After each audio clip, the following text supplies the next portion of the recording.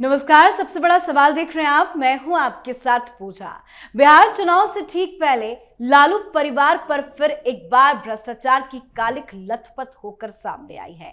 IRCTC घोटाले में court ने लालू प्रसाद यादव, राबड़ी देवी और तेजस्वी यादव तीनों पर आरोप तय कर दिए हैं। धारा 420 यानी कि धोखाधड़ी, 120 बी यानी साजिश और प्रिवेंशन ऑफ करप्शन एक्ट की गंभीर धाराओं में अब केस चलेगा। कोर्ट ने साफ कहा, लालू यादव ने बतौर रेल मंत्री अपने पद का दुरुपयोग किया। तेजस्वी यादव, जिनके कंधे पर अब पार्टी की बागडोर है, उन पर भी कोर्ट ने कहा कि यह जमीन राबड़ी और तेजस्वी को देने की साजिश थी। यानी भ्रष्टाचार की विरासत अब अगली पीढ़ी तक पहुंच चुकी है। तो सवाल यह है कि कोर्ट का यह बड़ा अहम फैसला चुनाव से पहले कितना बड़ा असर डालेगा। भ्रष्टाचार के आरोपों में घिरे लालू परिवार के लिए कितनी बड़ी मुसीबत लेकर आएगा, आज इसी सवाल पे चर्चा करेंगे। मेरे साथ स्टूडियो में मौजूद हैं कैपिटल टीवी के editor in chief doctor Manish Kumar. Doctor साहब, बहुत बहुत स्वागत है आपका। धन्यवाद। कोर्ट ने जो आईआरसीटीसी घोटाले मामले में फैसला सुनाया है, आरोप तय हो चुके हैं, ये चुनाव से पहले लालू परिवार के लिए कितना बड़ा झटका साबित होगा? देखिए, लालू परिवार के ऊपर तो पहले भी आरोप लगे हुए हैं, कई बार, और कई सारे केसेस लगे हुए हैं। तो ये तो उनके लिए एक तरीके से मेडल है। आप देखिए कि जिस बेशर्मी के साथ लोग डिफेंड कर रहे हैं, कि कह रहे हैं कि तो हमारी साजिश है, तो ये है, तो वो है, पहले से प्लानिंग किया हुआ था। आप जो बोलते हो आपको समझ में भी नहीं आता। आप ये कह रहे हो कि भाई ये साजिश थी, तो कोर्ट भी उस साजिश का हिस्सा है क्या? तेजस्वी यादव कह रहे हैं कि चुनाव नजदीक है तो ये तो होना ही था। हाँ, ये तो होना ही था, कोर्ट भी होना ही था ना। ये संविधान का किताब लेकर के घूमने वाले लोग इस तरह की वाहियात बातें करके, ये बड़ा शर्मनाक है। ये बताता है कि कितने बौने हैं राजनीतिक तौर पे ये लोग। दिक्कत क्या है, छटपटाहट क्या है, क्यों ये बहुत बड़ा नुकसान है। देखिए, आपको ये समझना पड़ेगा लालू यादव बिहार की राजनीति में बिल्कुल गौन क्यों हो गए।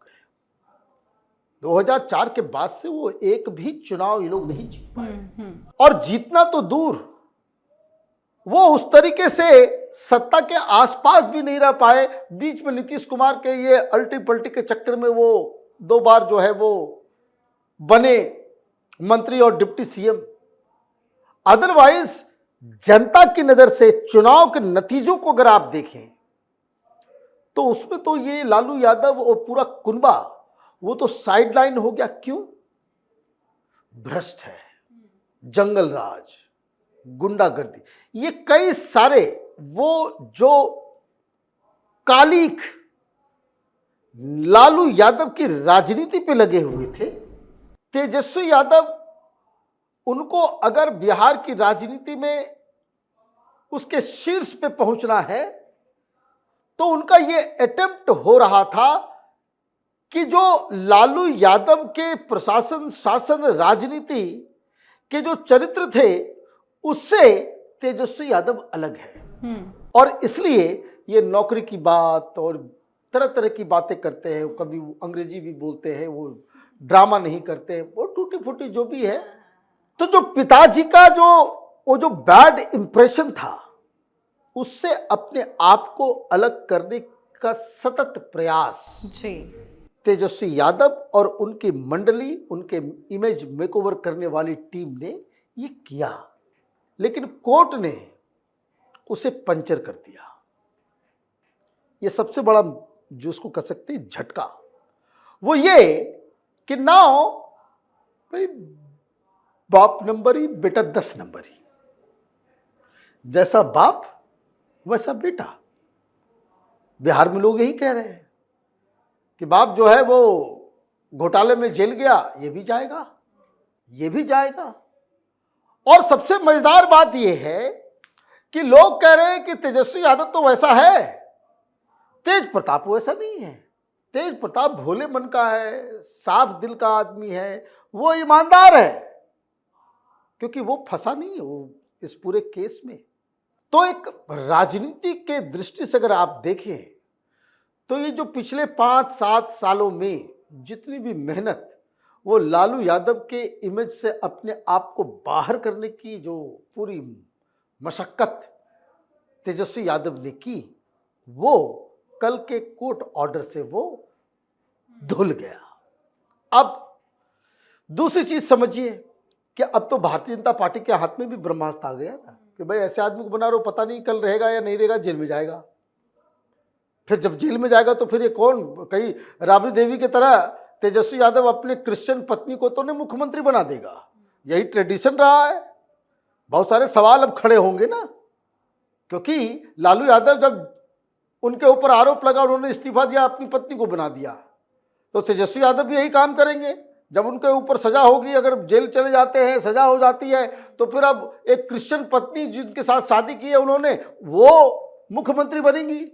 तो ये एक नया मसला आ जा रहा है। लेकिन उसके अलावा जिस तरीके का डिफेंस दिया जा रहा है, हालांकि मैं आपको बता दूं, जो तेजस्वी यादव आरजेडी के जो वोटर्स हैं वो MY मुसलमान तो वही वोट करेगा जो बीजेपी को हरा दे, चाहे उसके लिए कोई भ्रष्टाचारी हो, रेपिस्ट हो, कोई भी हो, किडनैपर हो, किसी भी खराब इमेज वाला व्यक्ति हो, जो बीजेपी को हराएगा मुसलमान वही वोट कर देगा। उसके सामने कोई दूसरा जो है कोई कंसिडरेशन नहीं है। काम वाम ये वो कि नीतीश कुमार ने काम कर दिया, वो मुसलमानों को जो है इतना घर मिल गया, इतना फ़ायदा हो गया, टॉयलेट बन गया, मुसलमानों के घर में जो है मोदी ने जो है वो राशन पहुंचाया, ये सब कोई मायने मतलब नहीं है। और जो कोई भी अगर ये सोचता है कि भाई इस तरह के विकास योजनाओं से मुसलमानों का मन बदल जाएगा, वो कूप मंडूप है ना, वो कुएं का मेढक है, उसको समझ में नहीं आ रहा दुनिया कैसे चल रही है। दूसरा ग्रुप जो है यादवों का, उनके लिए ये सब मसला नहीं है। भ्रष्टाचार हो या कोई भी आरोप लगे, उससे कोई मतलब नहीं, कोई लेना देना नहीं, वो वोट करेंगे। तो ये जो अचानक से आया तो लोग डिफेंड करने में लग गए। क्या कह रहे हैं? लालू यादव को डिफेंड नहीं कर रहे, राबड़ी देवी को डिफेंड नहीं कर रहे, वो कह रहे हैं कि तेजस्वी को तो फंसाया गया है ना। तेजस्वी को फंसाया गया है क्योंकि तेजस्वी जो उस समय नाबालिग था। अब एक बात मुझे समझाइए, बाप को डिफेंड ना करो, मां को डिफेंड ना करो और बेटा को बोलो ईमानदार, घटना घटी है हाँ या ना, ये बताओ। क्या होटल्स के डीलिंग में गड़बड़ हुआ या नहीं हुआ? टेंडर प्रोसेस में गड़बड़ हुआ या नहीं हुआ? जमीन ट्रांसफर हुआ या नहीं हुआ? उस जमीन को जो ट्रांसफर किया गया उस कंपनी में राबड़ी देवी के साथ साथ तेजस्वी यादव डायरेक्टर थे या नहीं थे? क्या सीबीआई ने जो चेक दिया जिसमें तेजस्वी यादव का साइन है as a director of that company, क्या यह सही है या गलत है? बेकार की बातों में इधर उधर उलझाने का क्या मतलब है? घोटाला हुआ ये ठीक है, लेकिन तेजस्वी इन्वॉल्व नहीं है क्योंकि वो नाबालिग था। ये कोई लॉजिक है? ये कोई लॉजिक है? कोई ये समझाएगा कि किस तरह का लॉजिक है? भाई कोर्ट ने क्या कहा? कोर्ट ने साफ साफ कहा कि जो बिहार में कहावत सैया भय कोतवाल तो डर काहे का। पिताजी जो है बन गए, लालू यादव जो है वो बन गए रेल मंत्री, और उनके नीचे उनकी पत्नी, उनका परिवार, उनके सारे लोग जो है लगे पड़े हुए हैं। जॉब देने के नाम पे जमीन लिखवाया, ये होटल का ये नया कांड जो आया है उसमें होटल के आवंटन में जो सारा जो गड़बड़ियां की उसके सबूत दे दिए गए। ये IRCTC का जो स्कैम है उसमें तो सीधे सीधे ये ओपन एंड शट केस है। वो जमाना तो दूर था कि जब चारा घोटाला के समय कि चीजें लंबे चलती थी। वो तो हमारे यहाँ जो अश्विनी उपाध्याय जी आते हैं उनके PIL की वजह से ये MP MLA कोर्ट अलग हो गया है। 2 साल के अंदर जो है उसमें सब कुछ खत्म करना पड़ेगा, तो ज़्यादा से ज़्यादा 5-6 साल में सुप्रीम कोर्ट तक फैसला आ जाएगा। तो आप क्या करेंगे? तो ये जो पूरी कहानी है, पूरी जो कवायद हुई है चुनाव से ठीक पहले, ये तेजस्वी यादव के आप देखिए जब वो निकल रहे थे क्या बॉडी लैंग्वेज था। ऐसा लग रहा है कि पूरा वज्रपात हो गया है। तेजस्वी यादव भी मुरझाए हुए, और इम्पैक्ट तो उसका आप ये देखिए कि राहुल गांधी उनसे मिलने तक नहीं समय दे रहे हैं। ये तो अजीबोगरीब कहानी हो गई। कहाँ परसों ही शाम में मिलने का वक्त मुकर्रर किया गया था, राहुल गांधी ने मना कर दिया। अब ये गठबंधन के अंदर प्रॉब्लम, वो भी चुनाव से ठीक पहले, तो मुझे लगता है कि एक बहुत बड़ी समस्या में आरजेडी है। और तो और जो खबर आ रही है कि लैंड फॉर जॉब केस में उसमें भी फैसला 10 नवंबर को आएगा। 10 नवंबर को फैसला आएगा और सेकेंड फेज का चुनाव जो है वो 11 तारीख को होगा। तो कैसे कैसे कहाँ ये अपने आप को बचा पाएंगे।